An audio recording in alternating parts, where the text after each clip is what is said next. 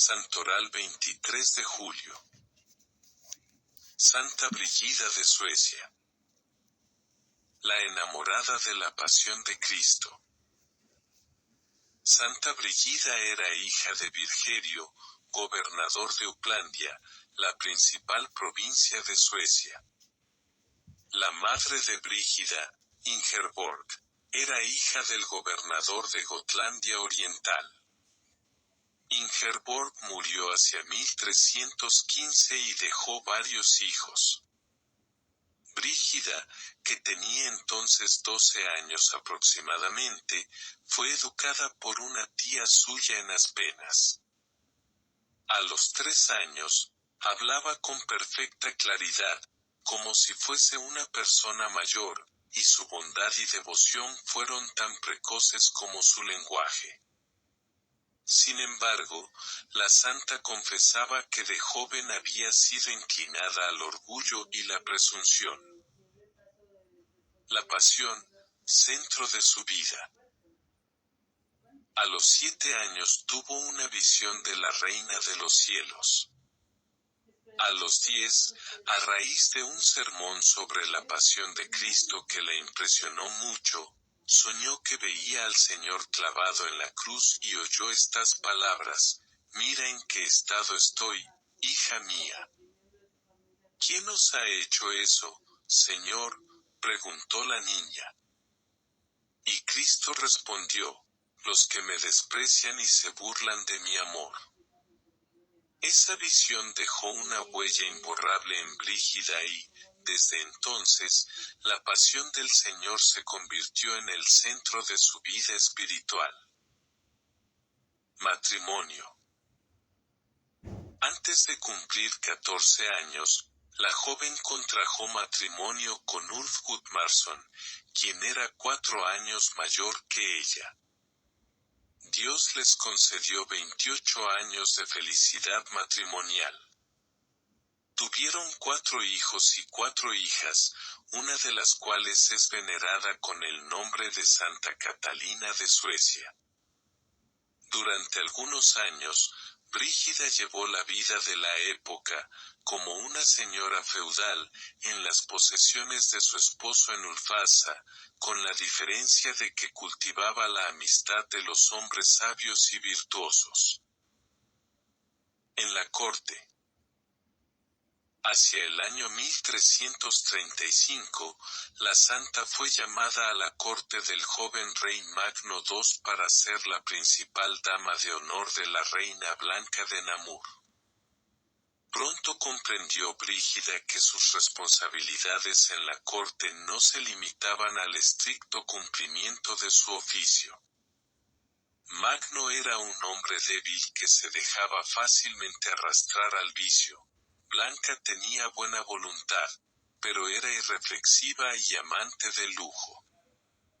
La santa hizo cuanto pudo por cultivar las cualidades de la reina y por rodear a ambos soberanos de buenas influencias. Pero, aunque Santa Brígida se ganó el cariño de los reyes, no consiguió mejorar su conducta, pues no la tomaban en serio. Las visiones. La santa empezó a tener por entonces las visiones que habían de hacerla famosa. Estas versaban sobre las más diversas materias, desde la necesidad de lavarse, hasta los términos del tratado de paz entre Francia e Inglaterra. Si el rey de Inglaterra no firma la paz, decía, no tendrá éxito en ninguna de sus empresas y acabará por salir del reino y dejar a sus hijos en la tribulación y la angustia. Pero tales visiones no impresionaban a los cortesanos suecos, quienes solían preguntar con ironía, ¿qué soñó doña Brígida anoche? Problemas familiares y peregrinaciones. Por otra parte, la santa tenía dificultades con su propia familia. Su hija mayor se había casado con un noble muy revoltoso, a quien Brígida llamaba el bandolero y, hacia 1340, murió Gudmaro, su hijo menor. Por esa pérdida la santa hizo una peregrinación al santuario de San Olaf de Noruega, en Trondheim. A su regreso, fortalecida por las oraciones, intentó con más ahínco que nunca volver al buen camino a sus soberanos. Como no lo lograse, les pidió permiso de ausentarse de la corte e hizo una peregrinación a Compostela con su esposo. A la vuelta del viaje, Ulf cayó gravemente enfermo en Arras y recibió los últimos sacramentos ya que la muerte parecía inminente. Pero Santa Brígida, que oraba fervorosamente por el restablecimiento de su esposo, tuvo un sueño en el que San Dionisio le reveló que no moriría.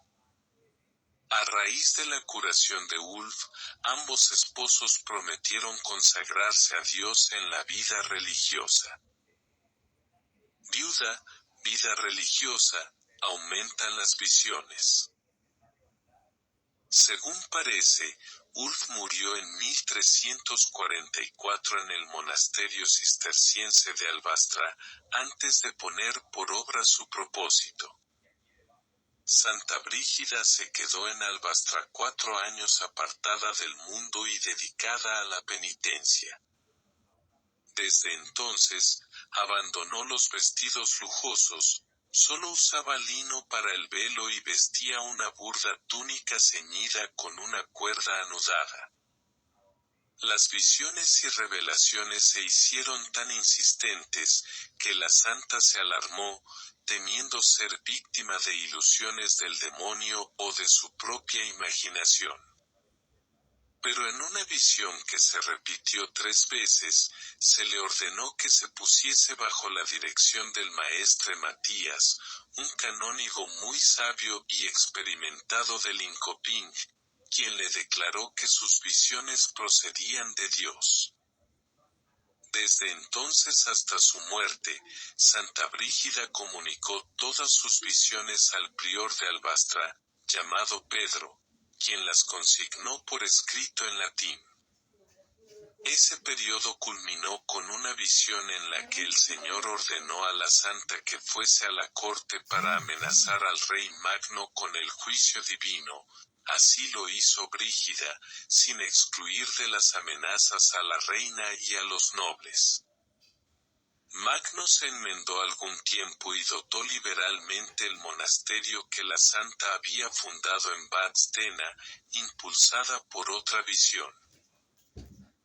En Vadstena había 60 religiosas.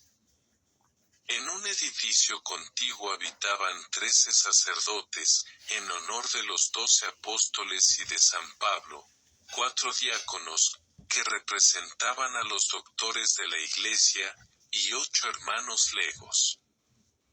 En conjunto había 85 personas.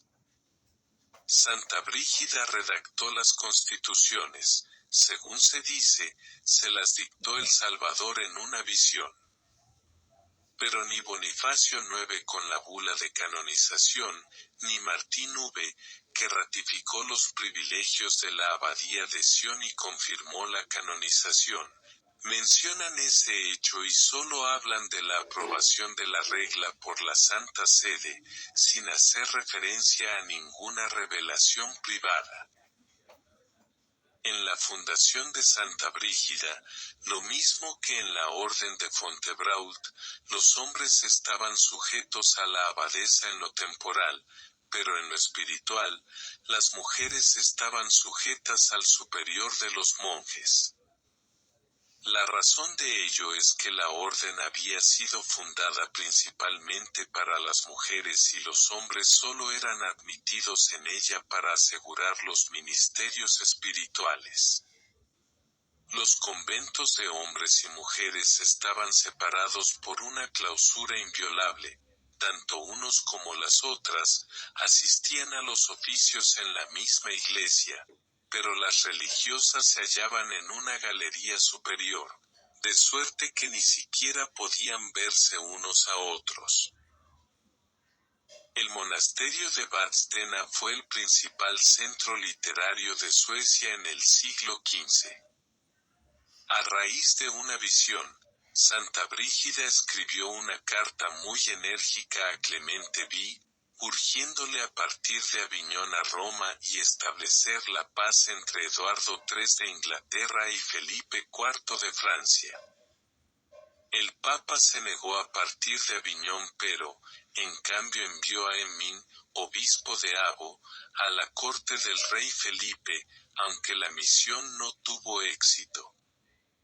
Entretanto, el rey Magno, que apreciaba más las oraciones que los consejos de Santa Brígida, trató de hacerla intervenir en una cruzada contra los paganos letones y estonios.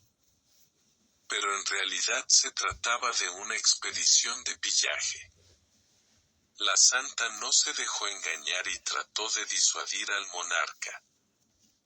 Con ello perdió el favor de la corte, pero no le faltó el amor del pueblo, por cuyo bienestar se preocupaba sinceramente durante sus múltiples viajes por Suecia. En Roma e Italia, había todavía en el país muchos paganos, y Santa Brígida ilustraba con milagros la predicación de sus capellanes.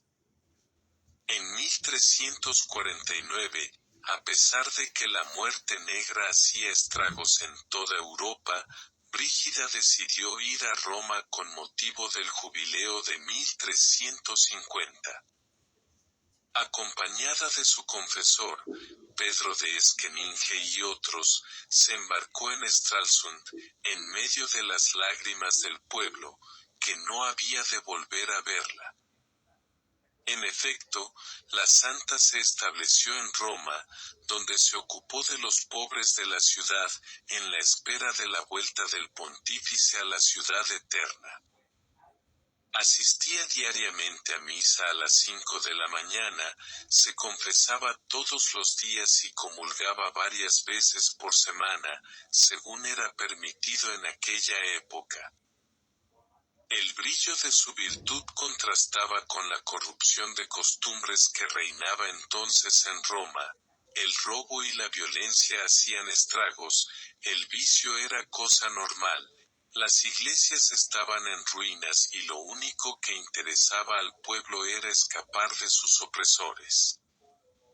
La austeridad de la santa, su devoción a los santuarios, su severidad consigo misma, su bondad con el prójimo, su entrega total al cuidado de los pobres y los enfermos, le ganaron el cariño de muchos. Santa Brígida atendía con particular esmero a sus compatriotas y cada día daba de comer a los peregrinos suecos en su casa que estaba situada en las cercanías de San Lorenzo in Damaso. Pero su ministerio apostólico no se reducía a la práctica de las buenas obras ni a exhortar a los pobres y a los humildes.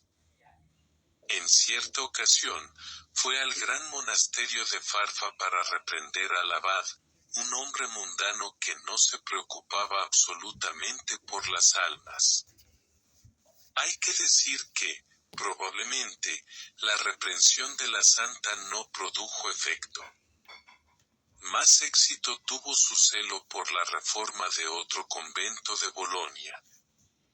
Allí se hallaba Brígida cuando fue a reunirse con ella su hija, Santa Catalina, quien se quedó a su lado y fue su fiel colaboradora hasta el fin de su vida.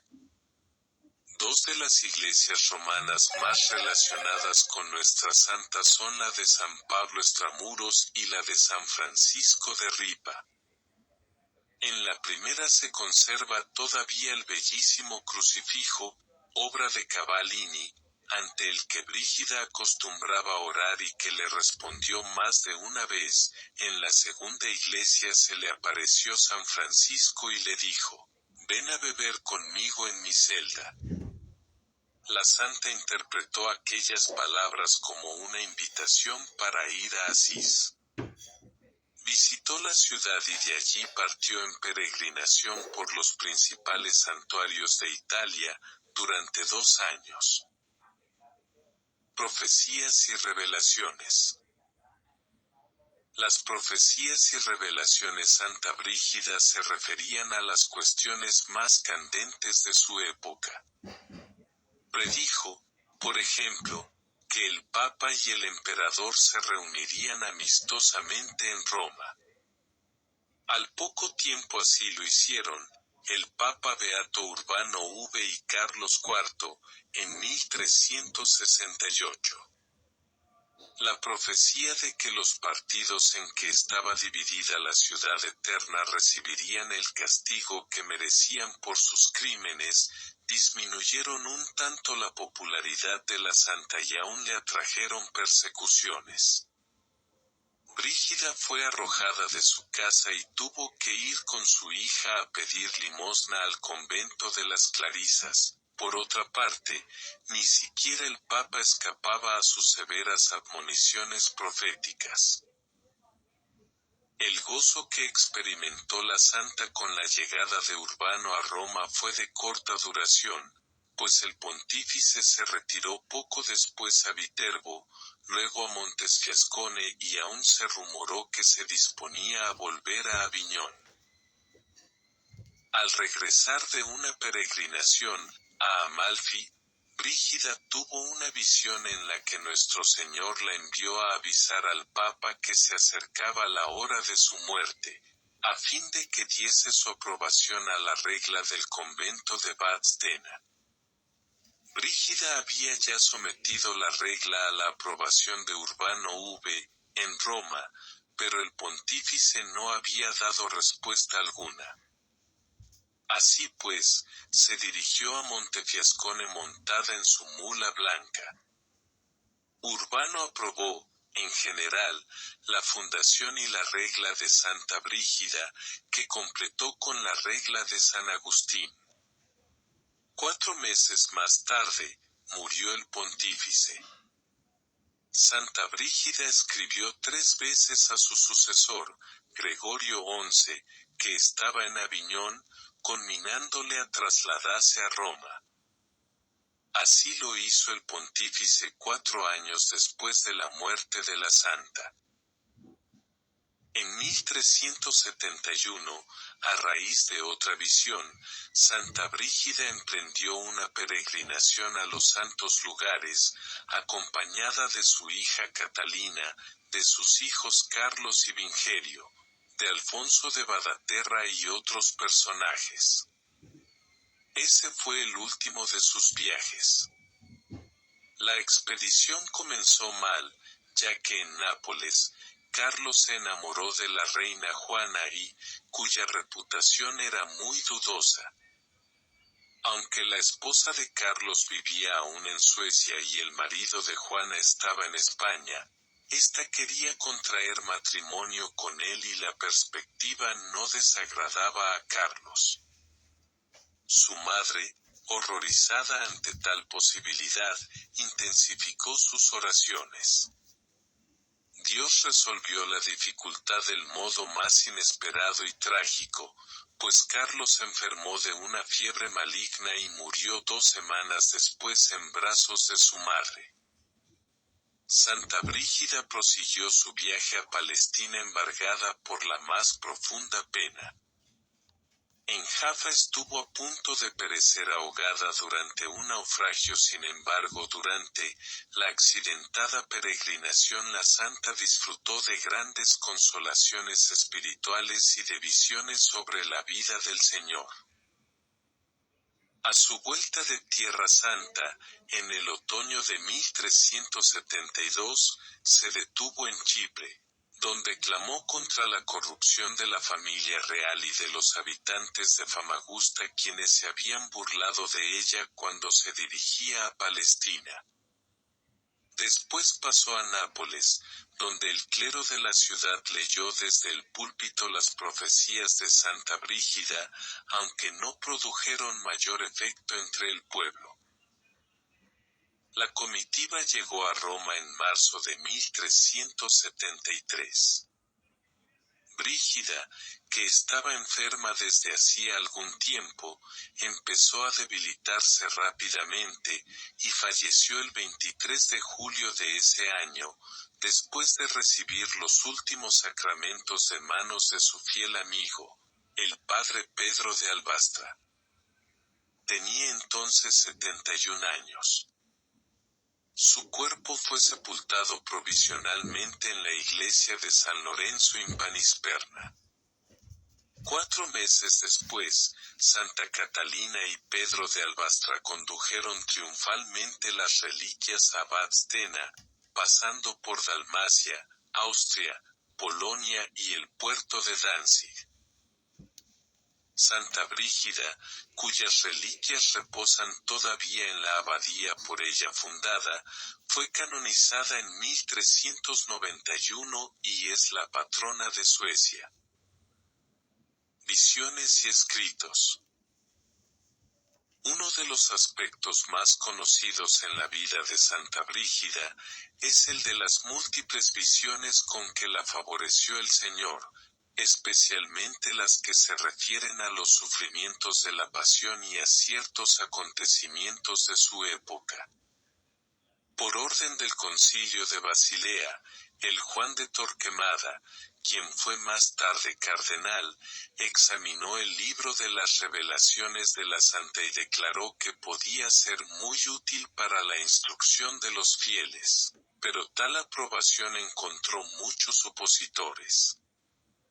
Por lo demás, la declaración de Torquemada significa únicamente que la doctrina del libro es ortodoxa y que las revelaciones no carecen de probabilidad histórica.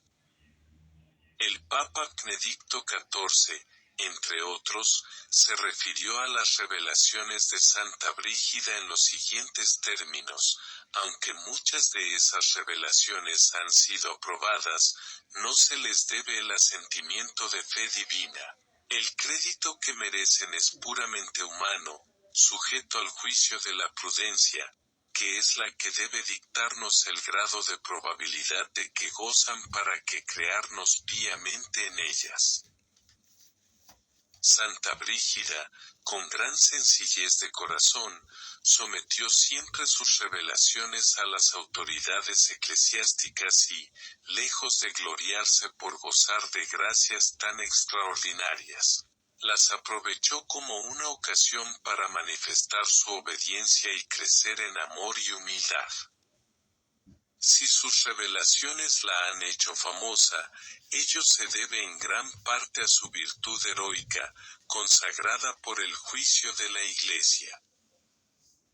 El libro de sus revelaciones fue publicado por primera vez en 1492. Las Brigidinas tienen unas lecciones de maitines tomadas de sus revelaciones sobre las glorias de María, conocidas con el nombre de Sermo Angelicus, en recuerdo de las palabras del Señor a la Santa: mi ángel te comunicará las lecciones que las religiosas de tus monasterios deben leer en maitines, y tú las escribirás tal como él te las dicte. Santa Brígida de Suecia ruega por nosotros.